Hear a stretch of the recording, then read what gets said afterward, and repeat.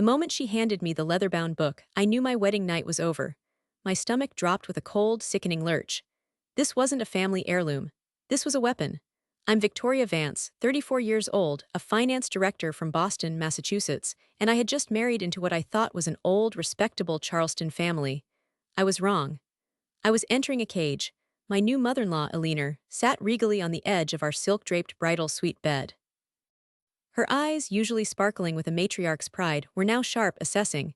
She opened the book with a slow, deliberate motion. The Sterling Family Protocols, she called it.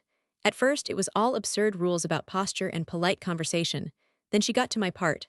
As the new daughter-in-law, she purred, her voice dripping with sugary malice, you are the lowest rank in this household. My blood ran cold. You will not sit at the table while your superiors dine. You will wait. You will clear. And only then will you eat what remains. My husband, Paul, shifted uncomfortably beside me. His face was a mask of embarrassment, but he was silent. He chose his mother over me in that moment. That's when the real betrayal began. I looked at Eleanor, a faint smile touching my lips, even though inside, a cold, calculating fury was building. Of course, I said, my voice steady. I will follow the family protocol exactly. She thought she'd won. She had no idea she had just declared war. And I had accepted. That was just the beginning. The next morning, the grand Sterling dining room was set for breakfast. Paul looked up, relieved, when he heard my heels on the marble stairs. Victoria, thank God, can you whip up some eggs? Mom's waiting. He acted like everything was normal, but nothing was normal. I stopped at the doorway, folded my hands like the most obedient woman on earth. Oh, I couldn't possibly, I said, my voice sweet, almost too innocent. Eleanor was very clear last night. I am the lowest member of this household. If I were to walk into that kitchen, touch the food, plate the meal, or even taste it for seasoning before you all eat, it would mean I participated in the superior's meal before my designated place. I wouldn't dare disrespect our family tradition like that. The room fell silent. Paul's fork clattered onto his plate. Eleanor's face, usually so composed, went rigid. Her eyes narrowed, trying to read me. Was I mocking her? Was I truly that naive? She couldn't tell. She was used to tears. She was used to arguments. She wasn't used to perfect, weaponized obedience. She tried again the next day, and the day after that. Every morning the same scene. The same perfect, polite refusal. If I was too low to eat with the family, I was unequivocally too low to prepare the food for them. It was her rule. I was simply honoring her standards, exactly, patiently, happily. By the third morning, the expansive, state-of-the-art Sterling kitchen was eerily silent. No sizzling bacon, no aroma of fresh coffee, no polite domestic fantasies. Eleanor was forced to pick at stale pastries she'd bought from a gas station. Meanwhile, I left for my office in my tailored suit and heels, a satisfied smirk playing on my lips. At work, I ordered smoked salmon, avocado toast, and perfect lattes. Everything I wanted. In the evenings, I'd bring my own gourmet dinners home. Steak with garlic butter, fresh scallops, artisanal bread. I ate them separately, as per protocol, making sure the tantalizing smells wafted through the house. Eleanor was forced to endure microwave dinners and instant macaroni and cheese, fuming that the woman she had tried to humiliate was eating better than she was. Paul, caught in the crossfire, kept trying to broker a truce. Victoria, please, can't you just compromise a little? He'd plead, his voice strained. I'd simply look at him, my gaze unwavering. Why isn't anyone asking Eleanor to act like a decent human being, Paul? I am merely following her rules. That's when the pressure truly started to build. The air in that old Charleston house, south of Broad, became thick with unspoken tension, a Cold War-era enclave shrouded in antique furniture. Eleanor was a volcano of suppressed rage. Paul was a nervous wreck, wilting under his mother's glare and my silent defiance. And I was still the most obedient daughter-in-law on earth, because I hadn't broken a single rule she'd given me. But she was about to make a monumental mistake. She announced the annual Sterling family legacy dinner. 20 relatives, the judgmental aunts, cousins from Mount Pleasant.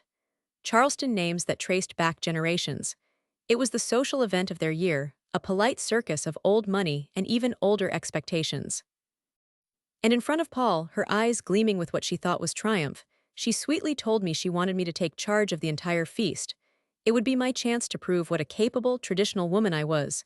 I smiled, that same innocent, deceptive smile. If that's what you want, Eleanor, I would be honored. She thought she was setting a trap. She had no idea she'd just walked into her own. What happened next changed everything. For the rest of the week, Eleanor hovered, her questions thinly veiled attempts to check my progress. The turkey, the ham, the side dishes, the guest list, the serving schedule. I met every query with a reassuring smile. Don't you worry, Alina, I have a plan. And I did, a plan so perfect, so utterly devastating she'd never see it coming. Sunday arrived. The house buzzed with the polite chatter of the Sterling clan. Cousins in designer clothes. Aunts in silk. Uncle Charles checking his watch as if he owned the city clock tower. Alina floated through the living room, beaming with pride, telling everyone within earshot that her new daughter-in-law had insisted on handling the entire feast. Her smugness was nauseating. Around 4:30 in the afternoon, the usual time for a grand Sterling dinner, an unsettling silence began to spread. No aroma of roast meat wafted from the kitchen. No bubbling stew. No clatter of pots and pans. Just crystal glasses clinking, forced laughter, and Alina's triumphant smile slowly, agonizingly beginning to crack. Her eyes darted nervously towards the kitchen. The guests, too, were beginning to notice. Whispers started. Isn't dinner usually ready by now? She found me in the kitchen, calmly polishing a champagne flute, not a hair out of place. My dress was immaculate, my face serene. She marched up to me, her voice a low, furious hiss. Where is dinner, Victoria? I looked at her, my gaze cold and steady. Exactly where your protocol puts them, Alina. I paused, letting her words sink in, watching the dawning horror in her eyes. If I am too low to eat with the family, I am too low to prepare the family's meal, to touch it, to season it, to serve it. You clearly stated my rank. I have honored it perfectly. Then, with a slow, deliberate movement, I picked up my polished champagne flute. I turned around and walked straight into the center of the crowded living room. The polite chatter died as I entered. Every single Sterling family member, from the most ancient aunt to the youngest cousin, fell silent, their eyes fixed on me. And when every single gaze was locked on my face, I smiled the same way I had smiled on my wedding night. A smile that promised obedience, but delivered pure, unadulterated revenge. Good evening, everyone, I said, my voice clear and ringing through the sudden, suffocating silence. I trust you're all very hungry. A murmur went through the crowd. Paul looked like he was about to vomit. Alina, still in the kitchen doorway, looked like a ghost. As Alina so graciously explained to me on my wedding night, I continued, my voice carrying easily, the Sterling family has a long-standing protocol. The newest daughter-in-law is the lowest rank. We are not to sit at the table while our superiors dine. We are to wait to clear and only then to eat what little remains. I raised my champagne flute. I have followed this protocol precisely. For weeks I have not prepared food for myself in this house, nor for anyone else. Because, you see, to touch and prepare food for my superiors would imply a level of participation that my rank explicitly forbids.